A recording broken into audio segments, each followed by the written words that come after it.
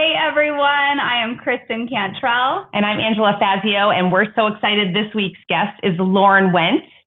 She's so great, you guys. And she, in the last year, had a baby, became a branch manager at her brokerage, and she went from 1 agent to 12 agents this year, all with a little baby. So we're so excited to talk to her. Yes, and we're also going to talk about her struggles with technology. So, we all have these struggles. You know what? Don't judge. Everyone has it. So let's get started. Angela Fazio is an industry powerhouse who has overseen 40,000 homes sold and $9 billion in production. And Kristen Cantrell is one of the nation's most accomplished team leaders, helping thousands of agents build their businesses. They are passionate about educating, encouraging, and empowering moms in real estate. Our next episode starts now. Hello, Hi. Lauren. How are you? Welcome. Good. Thank you for having me. Yes, we couldn't be more excited to have you on. So tell us a little bit about yourself to get us started. Okay, so I am a branch manager, and I'm actually still trying to get my graphics up on our front door. That's how new this is. I have a team that works with me. I have 3 kids, and I've been in real estate for about 8 years. So what made you want to be a branch manager? Like, what part of that? Branch manager is different everywhere. So what about being a branch manager at your company is exciting? A lot of freedom, I think. I wanted to be able to guide my team in a place that just fit my model and my vision. And by opening up my own branch, it kind of gave us that space to do that. I have a lot of learning I'm still doing, but I think that having that branch allows me to take that leadership position I always have loved to have, help guide and educate, and kind of have like my mini brokerage inside of where I'm at. Yes, I love that. I love that whole concept. So selling real estate for 8 years, and now, how does it look different when you're leading people? Are you still selling real estate? Are you solely focused on that leadership role? I do. So I hired a coach this year, and I am still selling my own real estate because I think that part of building the systems for my team comes from me and modeling what I can do and be successful in. So I am working hard on building those through my own production. So that way, when they come to me and say, how do I do that? I'm not just like showing them, I can bring them on my inspections. I can bring them to my listing appointments and my buyer consults and give them some true training that I just think sometimes is lacking in our industry. It's not sometimes, it's like mostly lacking, which is so pathetic. I know. I feel like so many people want that mentorship where they're in the field, and that sometimes isn't out there. Sometimes their mentor is not selling, Yeah. So one of the things that I love about putting yourself and choosing to place yourself in a leadership position, it almost always, unless you're a sucky leader, right? But it almost always makes you up your own game, because you're like, I don't want to be awful in front of these people. I want to, like you said, I want to be the model. I want to show them, what I'm capable of, and what you're capable of. So I constantly will put myself in leadership positions in one way or another, just to keep my own self accountable. Same. Yeah.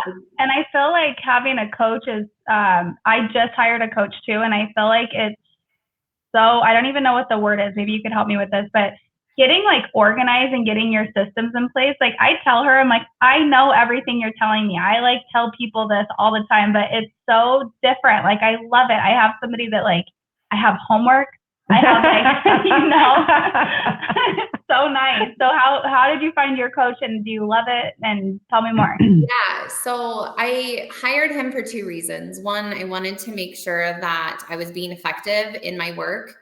And 2, I really wanted to make sure that I wasn't trying to recreate a wheel that's already been made. So having someone there to help guide me and make sure that my systems aren't going to be created with holes because I did it without guidance, I think is huge.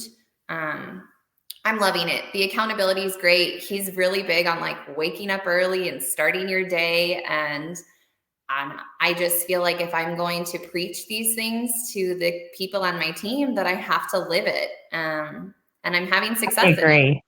Yeah, I agree. Like there's nothing worse, and you can like, you don't know what's wrong when you're listening to somebody and it just doesn't seem right. It's because they're not doing what they're saying anyway. We have that all over our real estate industry, by the way. Yeah. Like for 20 years, I've been in this. I can't believe 20 years. and I've watched so many people. There's this guy, I swear to you, this is the truth. I know him because when I first started in real estate, he was at my same brokerage that I was at with me and Chuck. And he was a terrible real estate agent. He did no business ever. He never did business. And then he moved to like some other country, right? And then he marketed himself as this luxury real estate specialist, and he still does it. He literally sells this program for something he's never done. Yeah. Well, we were just talking about that this morning too. It's just when someone like kind of thinks of themselves or gives themselves a title, and it's like, that's not true. Like, how does that come out of your mouth? You know? Yep. Crazy. It's huge. And it's like, why would you hire a fat personal trainer? It's so true. Sometimes though, I feel like, I agree with you 100%. Or like a hairdresser that has terrible hair. Like you can't go get your hair done by her, even though it's not like she's doing her own hair or anything. Or a dentist with like brown teeth. Yeah. Like, take care of your teeth, man. We could go on with. Oh yeah, we're down a rabbit hole right now. So go ahead.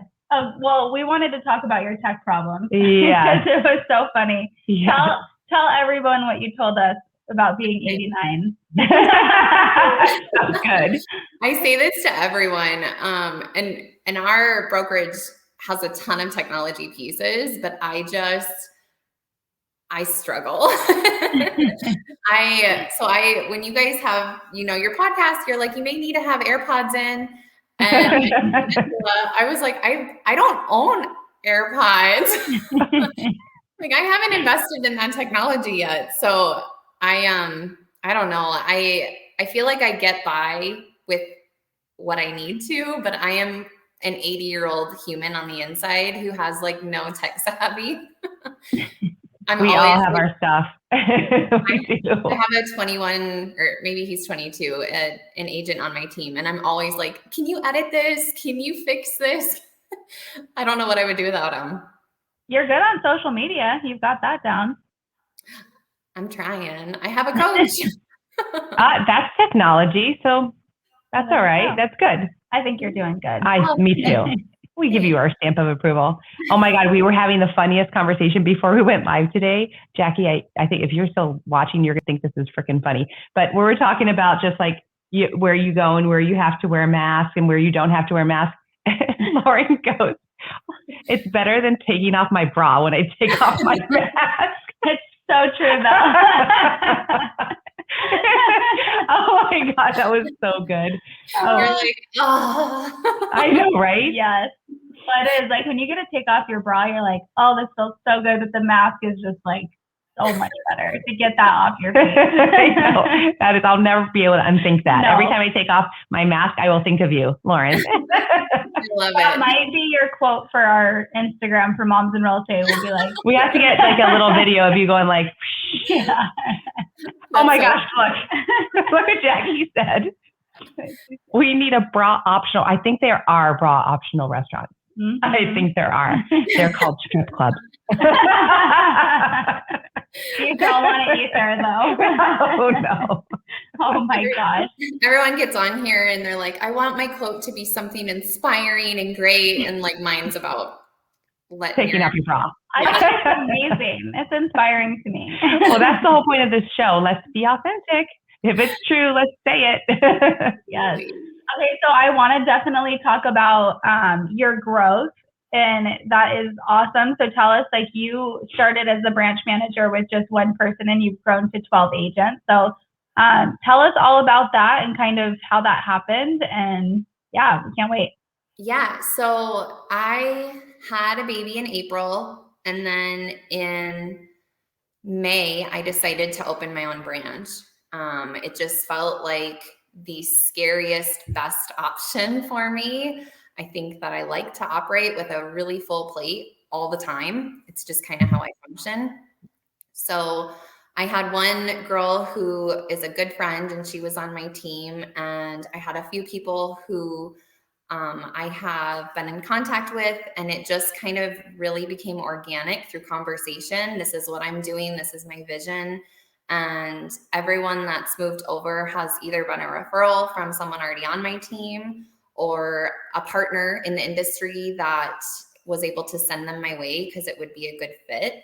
And it was hard having like Ellie, who's just a baby, and trying to juggle all the things. But I think that COVID allowed me a little bit of flexibility because it's not like we had to do everything in person because it wasn't allowed. So we were able to like pivot and use the little bit of technology that I know how to use to create a space that now we have in person. And we were able to just form a team that's super eclectic. I have someone who speaks Spanish. I have someone who specializes in 55 and older, but it was all through just relationships and talking. And that's real estate, right? If you can just people, you'll do well. I agree. That's it's not an easy thing to do to recruit that many people in a year. We both recruit full time.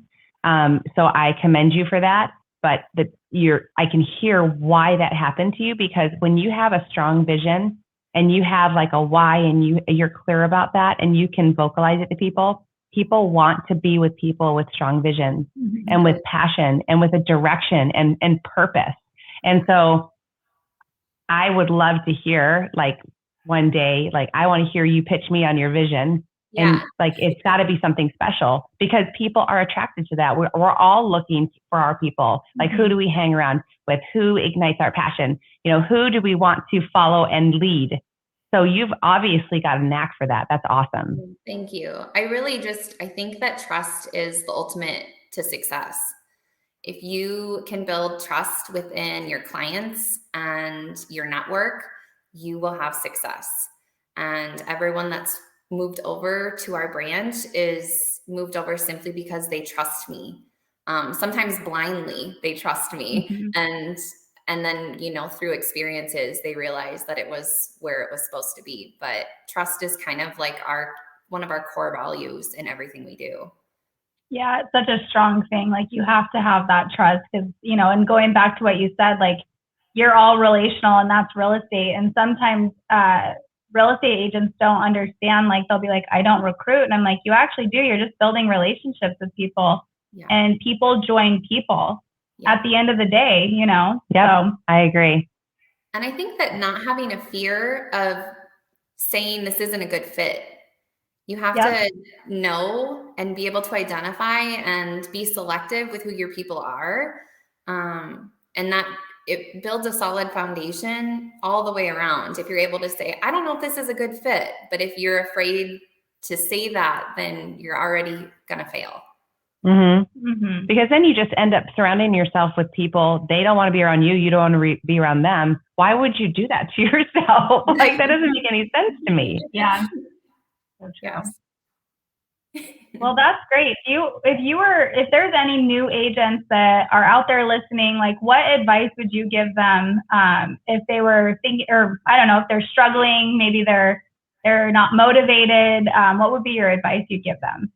So I tell this story to everyone, and I won't say the brokerage that I started with, but I started with a big box brokerage, and my husband and I are both licensed. And we would go into the office at 10 o'clock at night and rummage through the trash to find contracts that someone else had thrown out so that we could figure out how to word our contracts. Oh my gosh. Wow. And that was part of why I started what I did, because I just don't ever want a new agent to feel like they don't have a place to ask safe questions. And we didn't have that. So we were self-taught. And for all new agents, I would just say, if you're ever in a place where you feel like you're having to be self-taught, you're not in the right place. You should be able to. Oh my gosh, that's so wise. Yeah, you should be able to find a mentor. There's enough amazing people in real estate. You should be able to find someone that can guide you and mentor you, and having the right mentor is going to be key in your first 3 years. So true. Yeah, I tell agents all the time, I said, half the battle is finding a place where you feel like you have the support, the tools, the resources, whatever it is that you feel like you need. But all the rest of it is the people.